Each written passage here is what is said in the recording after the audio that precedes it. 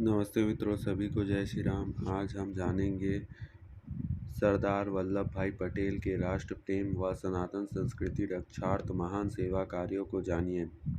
सरदार वल्लभ भाई पटेल हमारे देश के एक महान स्वतंत्र संग्राम सेनानी थे। भारत की आज़ादी के बाद उन्होंने प्रथम गृह मंत्री और उप प्रधानमंत्री पद को भी शोभायमान किया। बारडोली सत्याग्रह का नेतृत्व कर रहे पटेल को सत्याग्रह की सफलता पर वहां की महिलाओं ने सरदार की उपाधि प्रदान की। बचपन में एक बार वल्लभ भाई को फोड़ा हो गया था, जो नासूर सा बन गया था।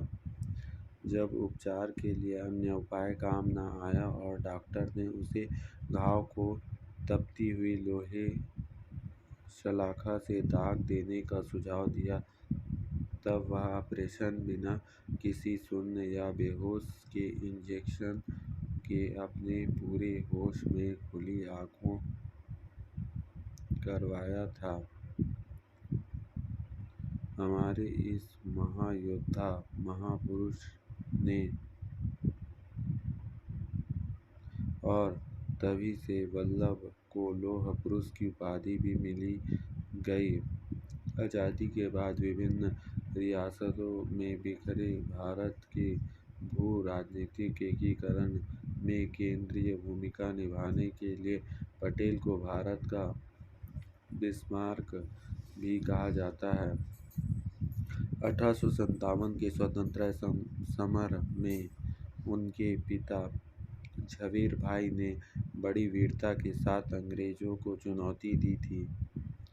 वल्लभ भाई के बड़े भाई विट्ठल भाई भी प्रसिद्ध देशभक्त थे। वल्लभ भाई को निर्भयता व वीरता के संस्कार तो खून में ही मिले थे। वल्लभ भाई को निर्भयता से जहाँ बड़ों के सिर हर्ष व गर्व से ऊंचे हो जाते थे, वहीं छोटे भी उनसे प्रेरणा पाते थे। स्वभाव से ही अन्याय के खिलाफ थे। अपने सहभागियों के कल्याण में उनकी प्रामाणिक दिलचस्पी थी। जीवन परिचय। सरदार वल्लभ भाई पटेल का जन्म गड़ियाद, गुजरात में 31 अक्टूबर 1875 को एक लेवा कृषक परिवार में हुआ था। वे झवेर भाई पटेल एवं लाडबा देवी के चौथे संतान थे। सेमाबाई, नरसीबाई और विट्ठल भाई उनके अग्रज थे। उनकी शिक्षा मुख्यतः स्वाध्याय से ही हुई। लंदन जाकर उन्होंने बैरिस्टर की पढ़ाई की और वापस आकर अहमदाबाद में वकालत करने लगे। महात्मा गांधी के विचारों से प्रेरित होकर उन्होंने भारत के स्वतंत्रता आंदोलन में भाग लिया। खेड़ा संघर्ष। स्वतंत्रता आंदोलन में सरदार पटेल का सबसे पहला और बड़ा योगदान खेड़ा संघर्ष में हुआ। गुजरात का खेड़ा खंड उन दिनों भयंकर सूखे की चपेट में था। किसानों ने अंग्रेज सरकार से भारी कर के छूट की मांग की।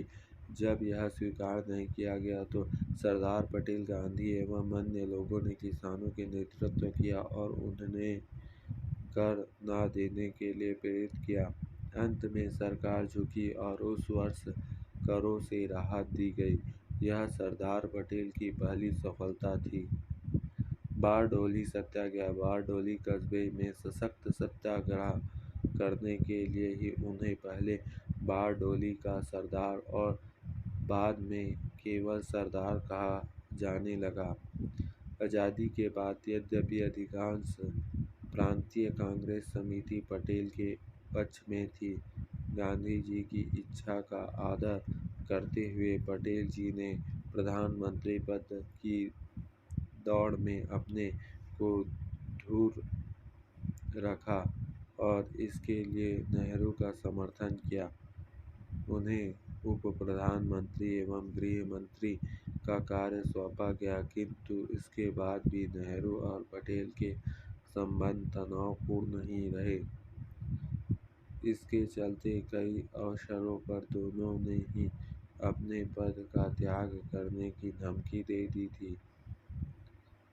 गृह मंत्री के रूप में उनकी पहली प्राथमिकता देशी रियासतों राज्यों को भारत में मिलाना था। इसको उन्होंने बिना कोई खून बहाए संपादित कर दिखाया। केवल हैदराबाद के ऑपरेशन पोलो के लिए उनको सेना भेजनी पड़ी।